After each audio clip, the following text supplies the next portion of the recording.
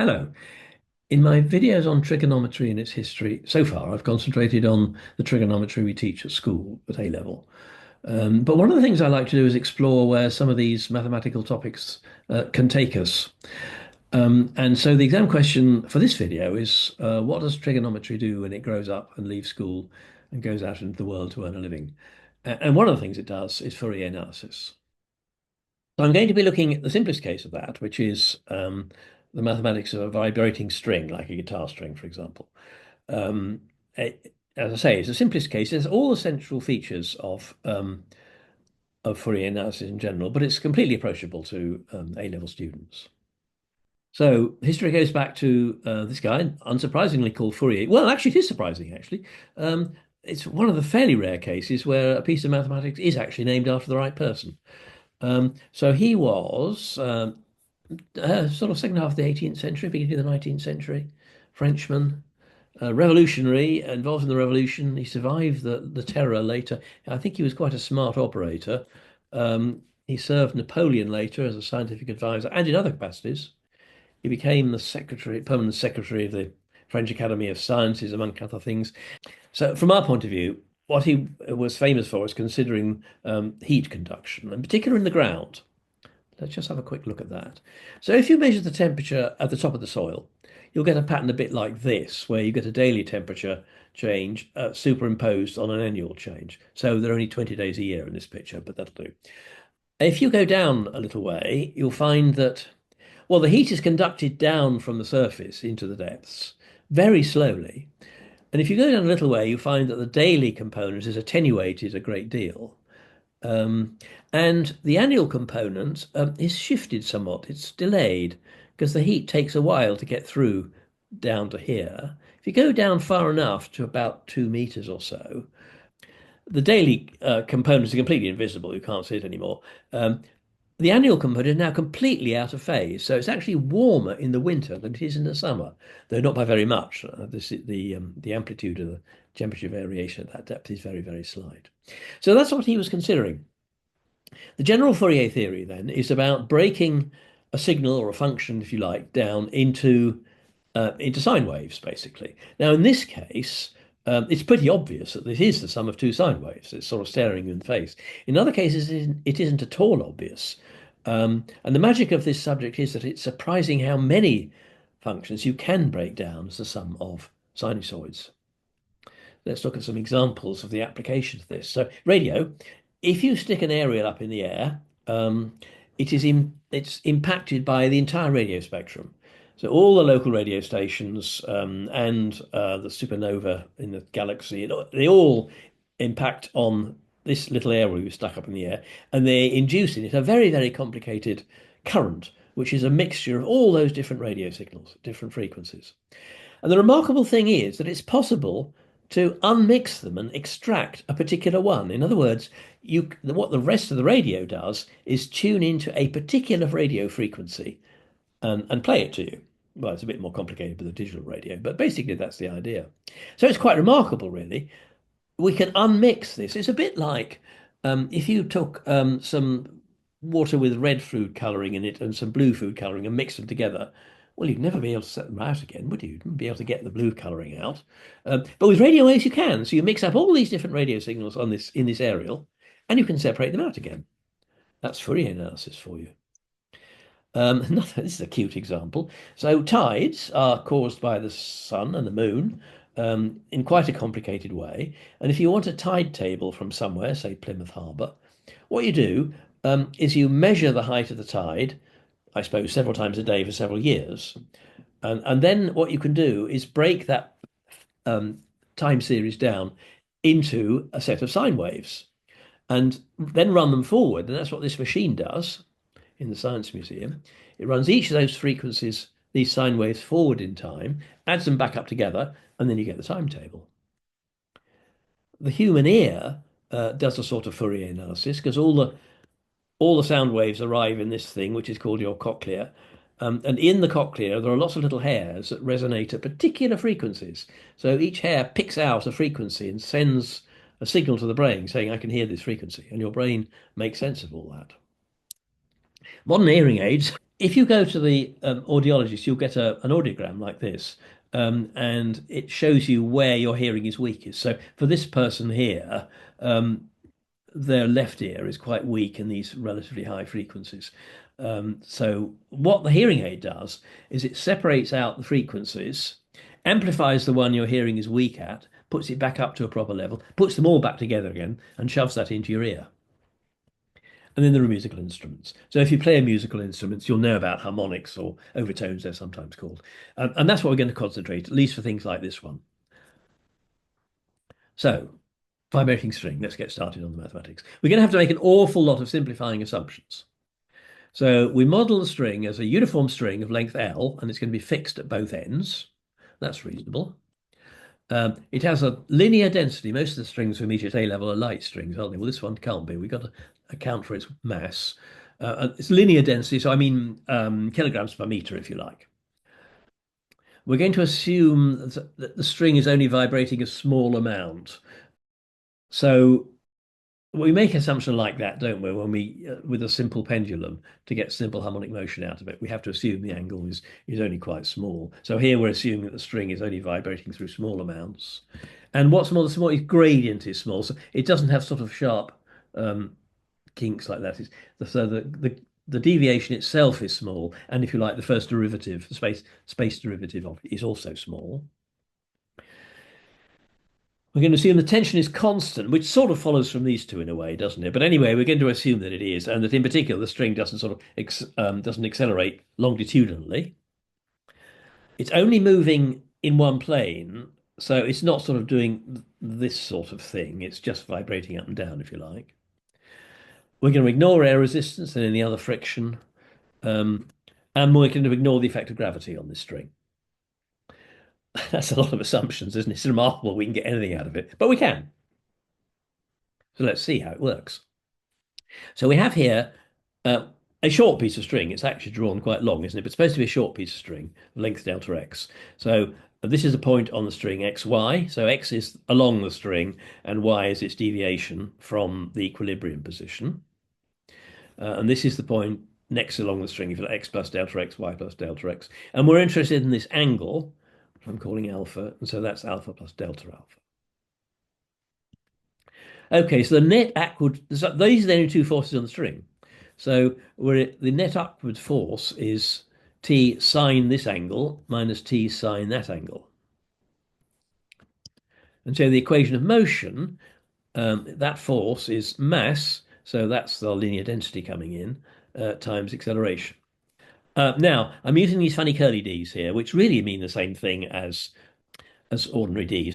This is the second derivative of y with respect to t. But this is sort of, we use these curly Ds as a reminder that y is in fact a function of two variables, x and t. So that's the second derivative with respect to time. In other words, it's vertical acceleration. So let's shuffle that around a bit. I'll put this on the other side because that's usually where you see it. So d2y by dt squared is c squared times this slot divided by delta x. And c squared is t over rho. And if you do the dimensional analysis, that's c is a speed. It's measured in meters per second. So we'll meet that speed later and see what it is the speed of something. We'll meet that later. Okay, so let's press on. So that's where we've got to. So now we let delta x tend to 0. And what we have here is this thing is the first space derivative of sine alpha. So it's d by dx of sine alpha. Now then, what we do is we make our assumption about small angles. And so sine alpha is approximately equal to tan alpha, which is, of course, dy by dx. And so this thing is approximately d2y by dx squared. So that's the string equation. It's also called the one-dimensional wave equation, and in fact applies in quite a lot of situations other than vibrating strings. So there we are. Now let's see how we solve it. So solving differential equations is more like cookery than it is like science. So you try various recipes and see which one works. And the one that works here is to look for solutions that separate out in the sense that the function y is the product of a function of x and a function of t. So if we get that, what do we get? So we'll have this. I'm doing a little bit of rearranging. So y. So now we have straight d's, of course, because the partial differential of y with respect to t is psi times the differential of tau with respect to t. So we get that. And now we can separate out the variables in this sense that this thing here is a function of only t, and this thing here is a function of only x. They are equal, and therefore they must be a constant. It turns out that it makes no sense to have a positive constant. We have to have a negative one. Um, and so I'm calling it minus 1 over lambda squared. And dimensionally, again, lambda is a length. And we'll see what length it is later. So let's now bring all that together. So we have two equations now to solve, one for x and one for t. And we have this sort of lambda thing connecting them. Okay. Next step, look at the spatial factor. So that's our equation for psi. You should recognize that. That's simple harmonic motion, isn't it? Except that it's x rather than time. And so we know the solution is the equation of simple harmonic motion. So the solution is that, isn't it? Some mixture of sines and coses of x over lambda. Okay, now then, now we look at the boundary conditions, which are the fact that it's fixed at both ends. So psi of 0 must be 0 and psi of L must be 0. So that tells us that B must be 0 and that L over lambda must be a multiple of pi. So we can assume it's a positive multiple, can't we? If it's negative, we can just change the sign of A. So the general solution for the spatial component is that. It's some multiple of sine of this thing here, this sine wave. And the wavelength of this sine wave is 2L over lambda. So that's that L thing being a wavelength now. Okay. Right, now let's look at the time factor. So we have this now. But now we know what lambda is. It's one of these. So this is simple harmonic motion again. So the solution is that general form.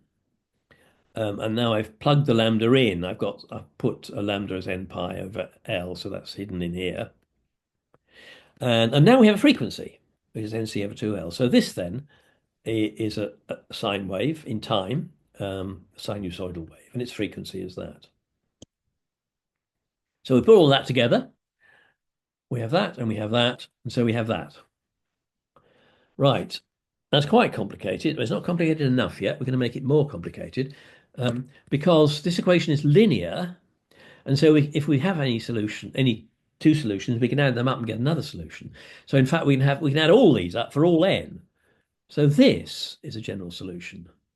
So we can add up this thing here for all n. And that is the general solution. Oh, and by the way, if we differentiate with respect to time, we get this. So this constant here comes from the chain, if you like, differentiating all these things. And differential of cos is minus sine, differential of sine is cos. Okay. So now we look at the initial conditions. We look at the boundary conditions on X. We look at the initial conditions in time. So this is our general solution for the position, and this is for the velocity of a typical point of the string. So if we set time equals 0, we get this, and its initial velocity is that. Now, I'm going to assume that for the next we're going to assume the initial velocity is 0. So what we're going to do is take this string and we'll contort it into some shape, hold it still, and let go, and it'll vibrate in some funny way. So all these are going to be 0 for time equals 0. So we just got to work out what this is. But this is already telling us something rather remarkable, because we can contort the string into any funny shape we like.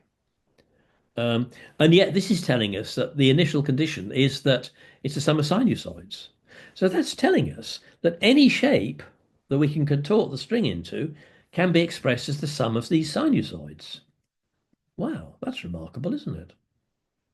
Not only that, but we can find out what they are quite easily.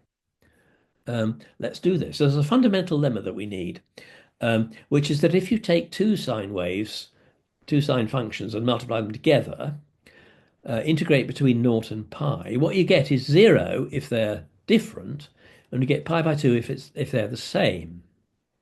Actually, that's quite easy to prove. Let's see it. So the product to sum formulae, which I think not actually in the syllabus at A-level, but I imagine everybody learns them. So the product of two sines can be expressed as a cosine, half of a cosine minus a different cosine. And the key thing here is that the integral of the cosine between naught and pi um, is 0 if k is non-zero. It wiggles around enough times that it averages out to 0. Of course, if k is 0, then this is just 1, and so this integral is pi.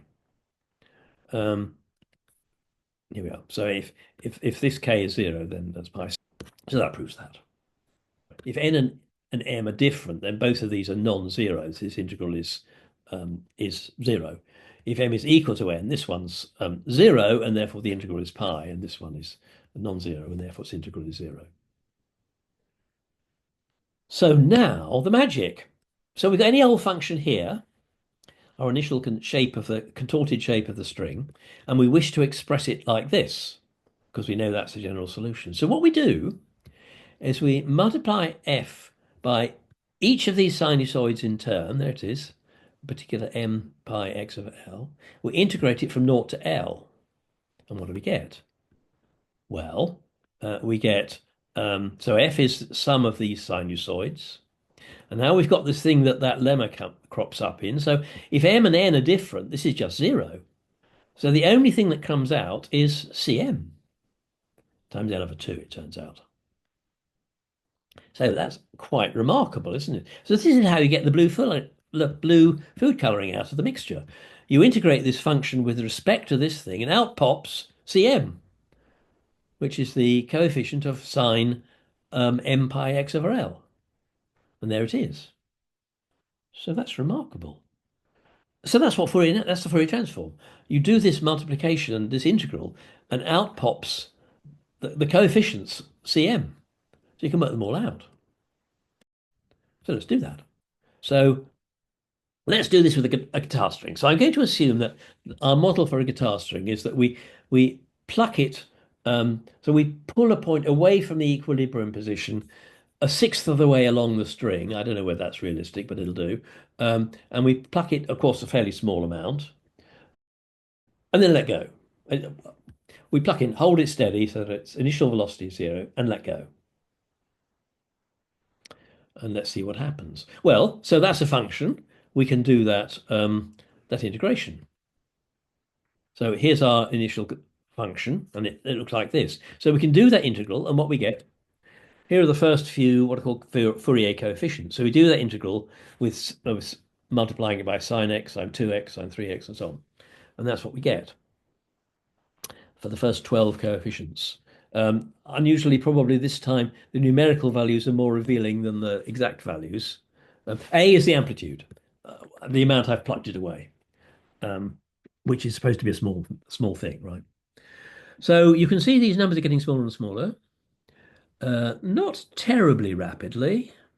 And it turns out this sum does converge. So a lot of the sort of subtlety of Fourier theory is and under precisely which circumstances you can generate a series like this that will converge. But this one does. So let's have a look at it.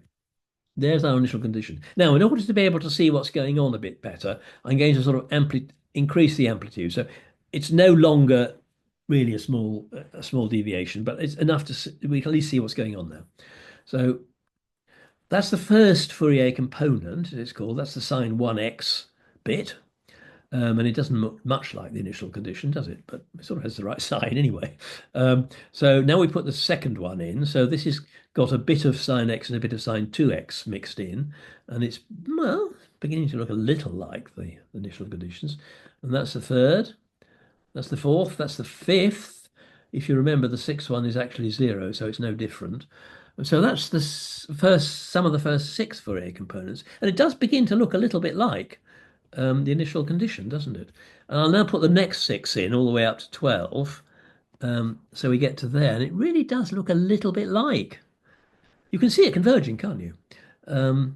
So one of the things about Fourier analysis is very often you need really quite a large number of components to get to get a realistic approximation. And for a lot of purposes, 12 wouldn't really be enough here, but it's good enough to see what's going on. Okay, so now we've got these 12 spatial components. Each one has its own temporal component, and we can add that in and watch it moving, and let's see what happens then. So again, I'm going to exaggerate the amplitude so you can see what's going on. Let me animate it. There we go. So that's what this model says a guitar string does. Let me just get rid of the initial conditions so you can see it more clearly. It's a very odd thing, isn't it? It turns out, though, that is pretty much exactly what a guitar string does. It may be counterintuitive, but it's true. If you look on the internet, you'll find some videos of guitar strings, high-speed videos. Some of them are sort of trick photography and make it look as though the string does really weird things. In some cases, I think the person who's posted the video has himself been fooled by his camera into thinking that the guitar string does something really weird. And in fact, it does that. And you get an honest one. I'll put a link at the end of the video to somebody else's video that shows a guitar string doing just this. So that's interesting. Now, there's something else we can make of this, and that's traveling waves. So let's look at the formula again, the general formula. And now we're going to use the sum to product formulae again and express it that way, plus that. So this sine cos now, with the Cn, is that sine minus that sine, well, half of it. And this one here is that cos minus that cos. And now what do we have here? Well, what we have, this one here is a function of ct plus x, and this is the same function of ct minus x. So, well, minus it. So what we have here is two traveling waves, because if you think about what happens here, if you add a little bit to t and subtract a little bit from x, you get the same shape here. So this is a wave traveling to the left, and this is a wave traveling to the right. And of course, c, that number that we conjured out of the original equation and said was the speed, is in fact the speed of these traveling waves. And they have wavelength 2L. So our solution, as well as being of this form, which is a standing wave, it's also the sum of two traveling waves. Now let's go back and have a look at that. So I'm going to put in the traveling waves. Here they are. So the red one you can just about see is moving to the left, and the blue one is moving to the right. And the green one, which is our standing wave, is the sum of two of them. You can see it a bit more clearly if I put in what I've called the shadows, which are so those functions go beyond the end of the string, of course, mathematically. And so now you can see fairly clear the red one, there it is, whizzing off to the left. There's the hump moving. Here's the hump of the blue one moving to the right.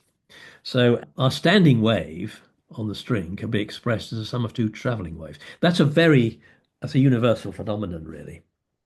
These traveling waves, I mean, the green one looks a bit like a traveling wave that goes there and back again, doesn't it? It bounces off the end. And you see that if you take a rope and pull it sort of reasonably taut and give it a shake, you see a wave traveling along the end of the string and bouncing and coming back again. Well, that's really what the guitar string's doing, actually. And it's the sum of two traveling waves. Okay, so interestingly, that bit of the solution goes back before Fourier. This guy here, another Frenchman, sort of 50 years earlier, he had an unfortunate start in life because he was the illegitimate son of a cavalry officer.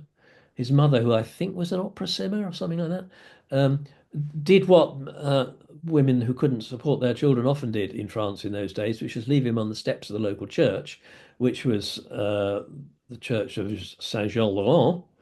The church took him in, named him after their patron saint, and bunged him in an orphanage. But his father, who was a fairly wealthy man, found him there, put him in foster care, well, adopted care, really, and supported him financially, but secretly. He didn't want his indiscretion to be known, but he provided Jean with a fairly substantial amount of money as he grew up, and later in life gave him a pension as well. So he got a good education as a result of that. Trained as a lawyer, but was really more interested in maths and did all sorts of stuff. So he's famous in all sorts of ways in mathematics, He was elected to all sorts of great bodies, so he did well in life. And he found this solution to the wave equation, um, but he didn't do that crucial step that Fourier did, was breaking those down into trig functions. So you'll notice that in that in the formulation that we've had, both the standing wave and the traveling waves are expressed as the sum of sinusoids. That's Fourier's key contribution, which Jean-Laurent d'Alembert didn't make. So the key takeaway here is that both the standing wave and the traveling wave can be expressed as the sum of sinusoids, and that's a very, very common phenomenon. It happens all over the place, and it's very widely applicable. So this is one of the most widely applied pieces of mathematics that, well, isn't quite A level, but it nearly is. And I said I'd put a link to a video of a guitar string, and here it is. So there we are. Hope you enjoyed it.